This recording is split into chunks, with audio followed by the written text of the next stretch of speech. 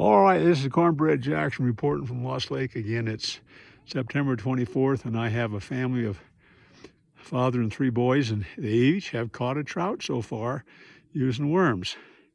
We're also trying fly on bubble, and we got a power bait down there. It's a beautiful day. It's getting warmer. What a great day to be fishing. We're the only ones on the lake, so all the fish belong to us.